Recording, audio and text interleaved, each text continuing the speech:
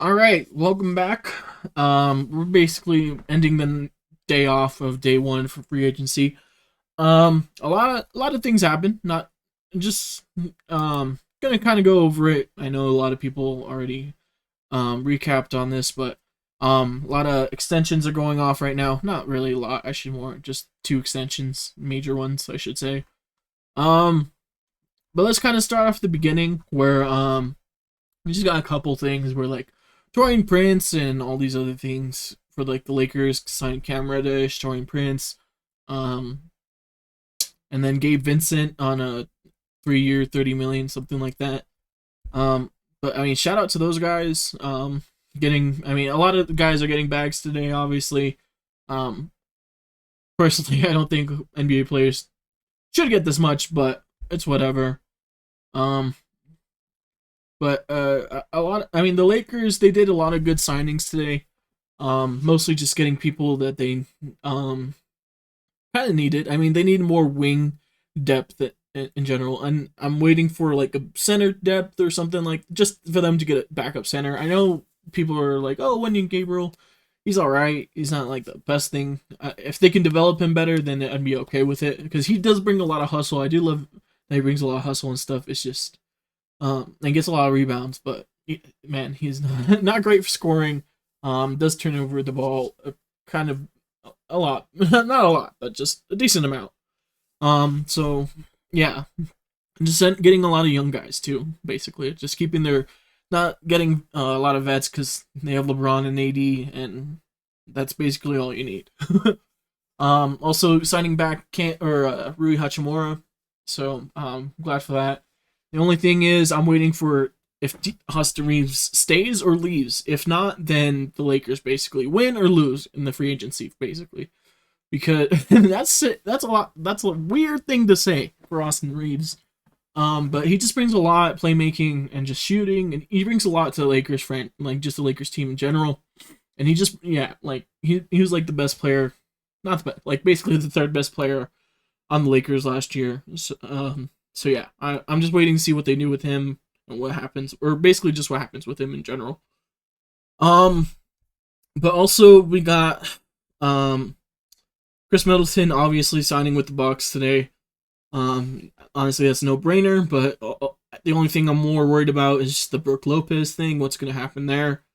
And it seems like they might not have enough money to even keep him in the long term, unless they do like what everyone else has been doing, like doing 2 years and team option, player option, whatever. So I'm waiting on that. But yeah, if they lose Brook Lopez, it's kind of bad. And then the person or the team that was actually going all out this kind of year, not going all out, but like getting some pretty okay guys. Like is the Cleveland Cavaliers. They signed back Karis LeVert on 2 years, and then they get George Niang for 3 years, 26 million, and then who was the other one? Max Strus, which is not confirmed yet, but it should be a 3-team sign and trade or something like that. At first it came out as like, oh, Max Strus is coming, and then I don't know what happened. It just was shown as like, oh, we're waiting for a 3-team trade or whatever, and nothing after. So yeah, and then basically that was what I found funny was just basically a trade for unofficial trade for Torian Prince for Troy Brown Jr., which is kind of funny because I don't know, but I mean, with Torian Prince you get more defensive minded wing. He can score when he wants, or when he can't, or he just can score, but he's not as good a scorer as Troy Brown, I think. So, but I know a lot of people are saying that's better value. He's better value and all that. So, yeah.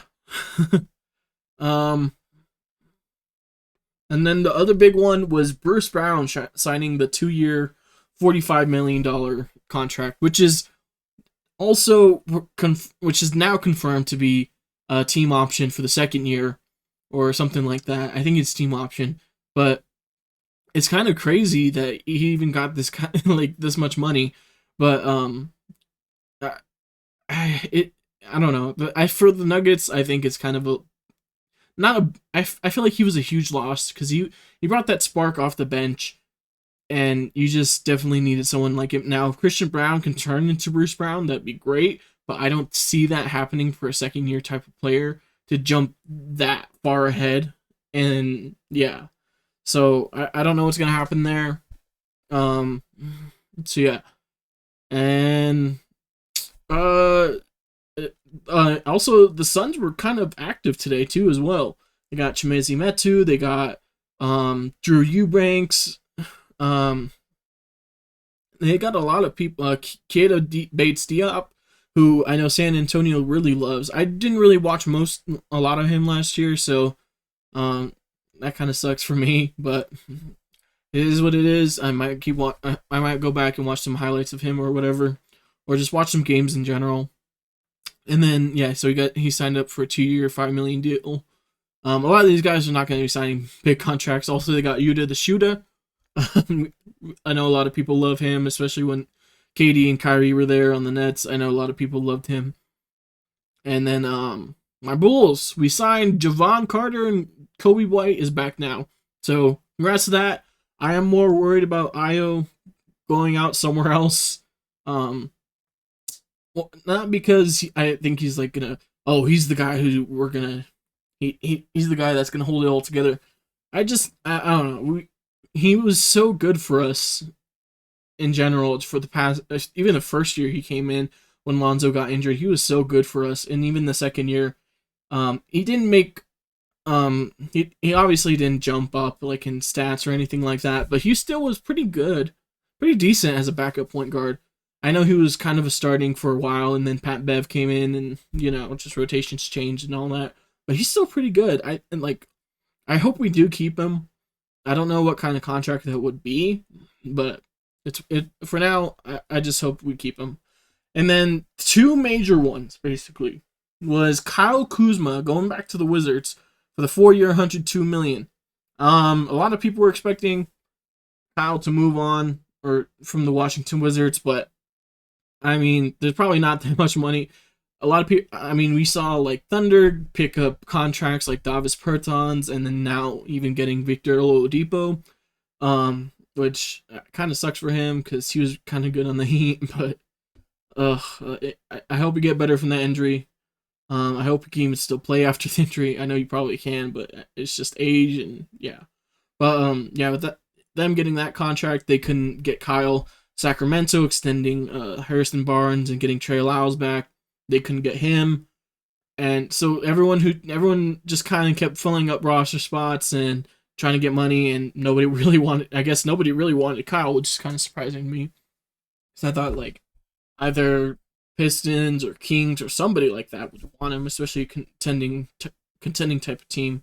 But I mean, I think they're happy with the guys that they got, and are just. I mean, the rebuilding teams more like the Pistons and the Thunder are just like, oh, well, we'll wait until there's an actual star that we can get instead of Kyle. So I think they're just waiting on that. Actually, there's three major ones. So that Kyle one was kind of major. Jeremy Grant signing the huge deal, $5 million for, I forget, 160, I think it was, which is so crazy to me because I do not think he deserves all that. I know a lot of people are like, or a lot of Blazers fans will be like, he kind of deserves it, whatever, all this and that, but that seems like too much for a guy who's not even an all-star type of caliber player, really. I'm not saying this to be rude or anything. I just, he hasn't met expectations to even gain that money, and it just surprises me how much these guys can make without even really meeting expectations. I know he was good on the Pistons. I know he was good at the beginning of the season for the Blazers when they got that 5-0, whatever it was. But then it just kind of, I don't know, it just kind of went downhill. I'm still trying to find that contract, man, because, yeah, there it is. Yeah, so they waived Trendon Watford, which was kind of weird, but then it was to make space for, yeah, for Jeremy Grant, sorry. But also the other one that's kind of weird that kind of got overshadowed by everything was the Draymond Green signing for $100 million for I think 4 or 5 years, which is just, it really got overshadowed. But yeah, dang, where is that? Yeah, he got the 4-year, 100 million contract, which is pretty cool. He's just old. I don't. Yeah, again, I don't think he deserves it. Um, but dang, where? Yeah, yeah. Jeremy Grant, 5-year, 160 million. Again, just so crazy to me that he. Yeah, I don't know. It's so. I don't think it's right. But we got Javon Carter. Cool. I love him. He's back in his hometown. I just love him as 3 and D guard. He's a little short, but it's whatever. He's still pretty good. Cam Johnson getting the 108 million, 4 years. Um, I mean, cool. I don't know really what to say to that. Just he's a great player. He's cool. He was good on the Nets. I just don't know where he goes from here. Also Trey Jones, 2 year 20 million, 10 million basically a year. 2 year 22 million for Joe Ingles. Shake Milton is going to Minnesota. What we don't know what for. Or I guess 2 year 10 million. My bad. Herb Jones got a 4-year 54 million, which is kind of cheap for this type of player. And I'm saying that where he's getting like 11 million a year, but still, like, I don't know. I think it is cheap because later on when the money's gonna get a lot more, and with just I can't think of the word. The money's just gonna flux up basically.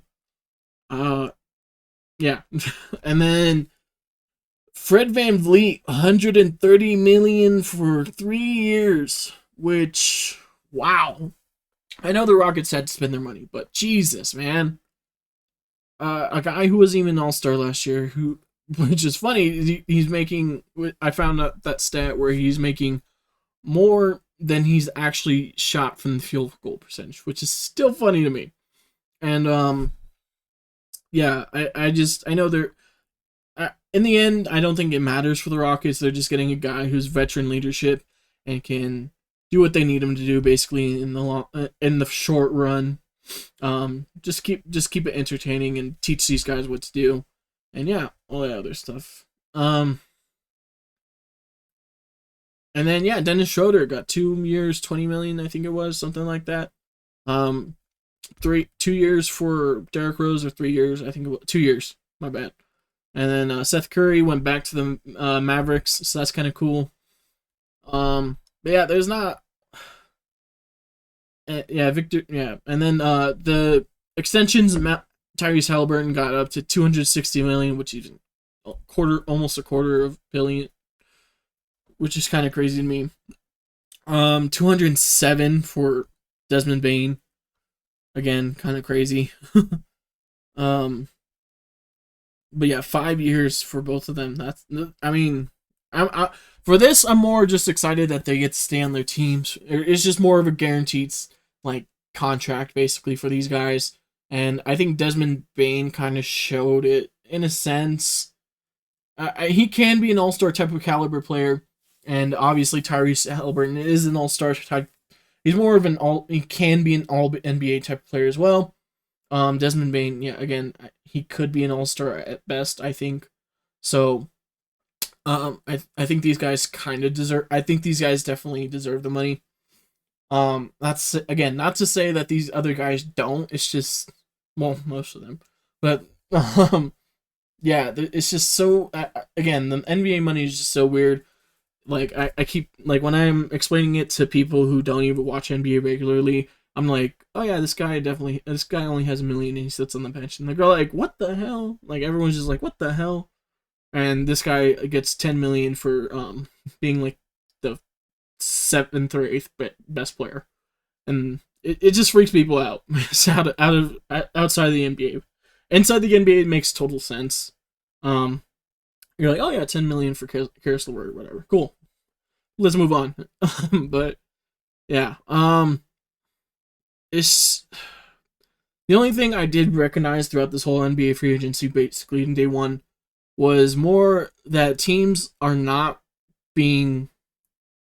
just not like, oh yeah, this guy did really well, let's extend him right away. Like the Miami Heat, even though Gabe Vincent and Max Strus did really well throughout the whole playoff run, I think they were right to not actually extend those guys and get stuck with them, basically like they did with Duncan Robinson. Um, Although it is kind of hard when you like, oh man, I did lose them in free agency. It like in the short, like when you're like, oh man, I did lose them, but after a while, you're like, okay, I'll be fine. We'll be fine. We'll make it work. So I think they are trying to figure something out. If they traded Victor Oladipo, I don't know what it is, but um, Pat Riley, he never goes down without a fight for the most part. But it's making me less optimistic in what they're doing. And but I am liking the way that the NBA is like, oh yeah, these guys did really well, so we'll give them about 2 years, and then if they don't, it's fine, because it's 2 years is not that long. But like if you gave like again Duncan Robinson almost 4 years for 15 million a year after just one run in the bubble, like I don't think that's right. uh, it's just huge contracts for no reason, and now it's more just like, all right, we can give you short contract and just a lot of money for what you did throughout the thing, and then we can move on from there and see if you are that type of player or not. And it just keeps I like it because it more shows that you can keep proving your as player, you can keep proving yourself over and over again, kind of like what LeBron did in a sense, but he did it more just for obviously getting more money every year, because he's LeBron, nobody's going to say no to him. He's just that type of guy. But like now, if let's say Bruce Brown, he does really great this year, okay, we can now accept him for the team option, or we can extend him or whatever. But also, if he does really bad, we don't have to accept him anymore.